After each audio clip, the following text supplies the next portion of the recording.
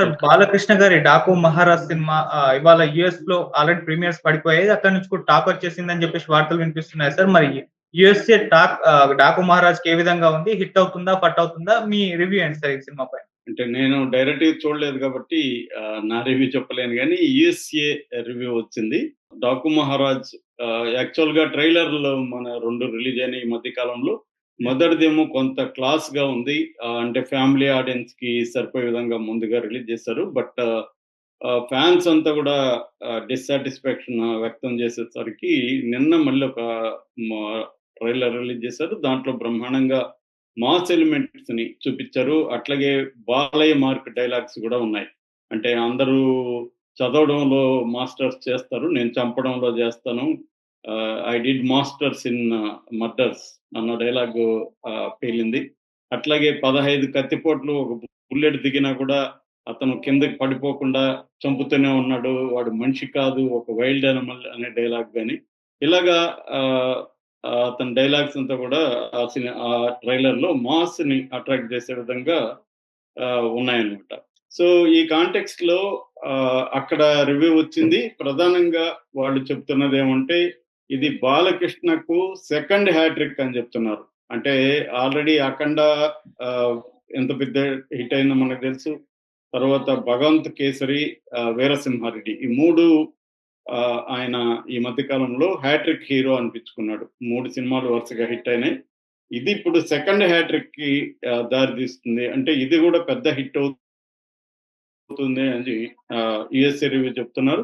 ప్రధానంగా ఏందంటే 'విరాజ్ సుర్వి' అనే ఒక విలన్ ఉంటాడు. 'బాబీ డియోల్' ఈ క్యారెక్టర్ చేశాడు.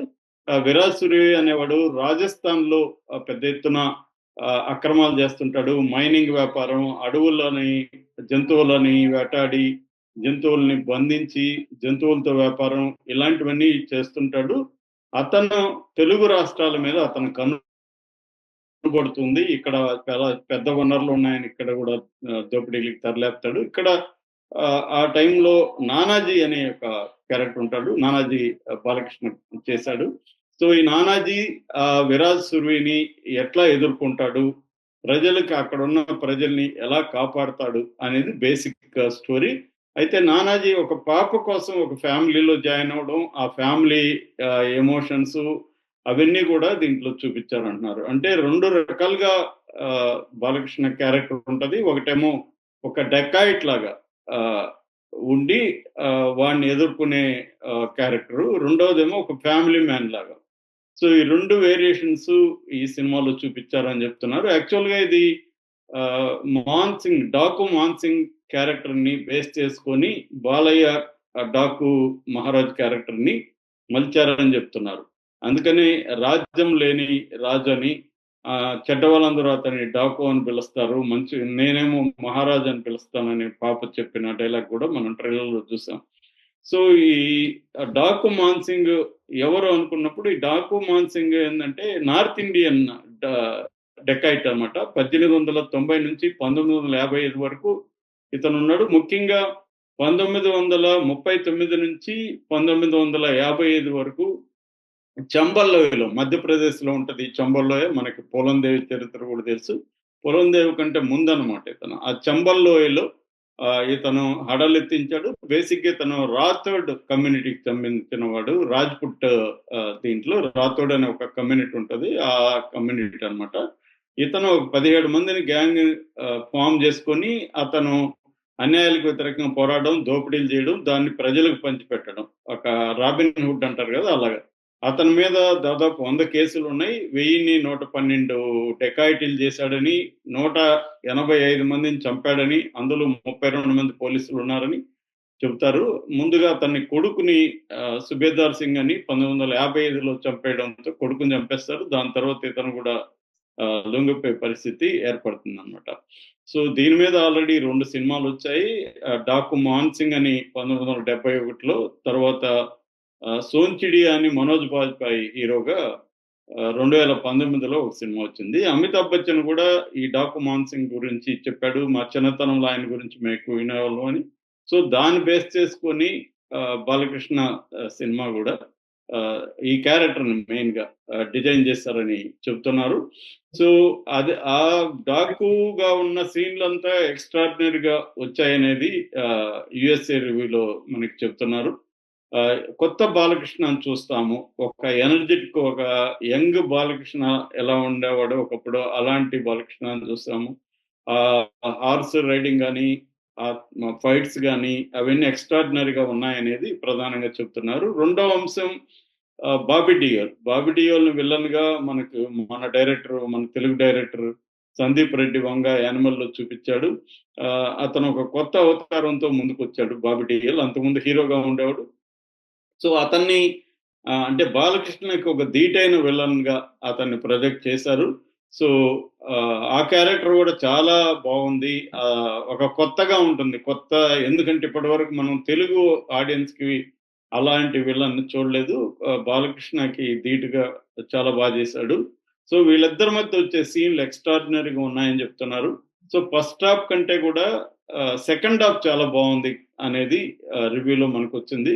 సో బాలకృష్ణ ఇంట్రడక్షను, తర్వాత interval block, second half, climax ఇవి హైలైట్‌గా నిలుస్తాయని రివ్యూలో చెప్తున్నారు. తర్వాత వీళ్ళ ఫ్యామిలీ, ఆ పాపతో బాలకృష్ణ అనుబంధం కావచ్చు, ఆ ఫ్యామిలీ డ్రామా కూడా చాలా బావుంది. చాలా ఎమోషనల్ సీన్స్ అక్కడ ఉన్నాయనేది చెప్తున్నారు. అంటే ఓవరాల్‌గా కథగా తీసుకుంటే గొప్ప కథగా కనిపించకపోయినా స్క్రీన్ ప్లేలో చాలా ఇంట్రెస్టింగ్‌గా చేశాడు బాబీ అనేది వాళ్ళు ఎక్కువ మంది మనకి చెప్తున్నారు. అట్లాగే తమన్ విశ్వరూపం చూపించాడు. ఎందుకంటే ఈ 3 సినిమాలకు కూడా తమనే చేశాడు బాలకృష్ణతో. ఇది కూడా తమనే చేశాడు. తమన్ విశ్వరూపం చూపిస్తున్నాడని చెప్తున్నాడు. ఆల్రెడీ తమన్ మొన్న కూడా ప్రీ రిలీజ్ ఈవెంట్‌లో స్పీకర్‌లు బద్దలైతే నాకు సంబంధం లేదని కూడా స్టేట్మెంట్ ఇచ్చాడు. నేను బాబీ విపరీతంగా కొట్టుకునేవాళ్ళం పోస్ట్ ప్రొడక్షన్‌లో మ్యూజిక్‌కి సంబంధించి. అంత పర్ఫెక్ట్‌గా పనిచేసామని కూడా తమన్ చెప్పాడు. సో అలాగే ఉందని చెప్తున్నారు సినిమా చూసిన వాళ్ళు. సో బ్యాక్‌గ్రౌండ్ స్కోర్ అల్టిమేట్‌గా ఉంది. ఒక్కొక్క దగ్గర బాలకృష్ణ విశ్వరూపాన్ని బ్యాక్‌గ్రౌండ్ స్కోర్ పైకి లేపింది అని చెప్తున్నారు.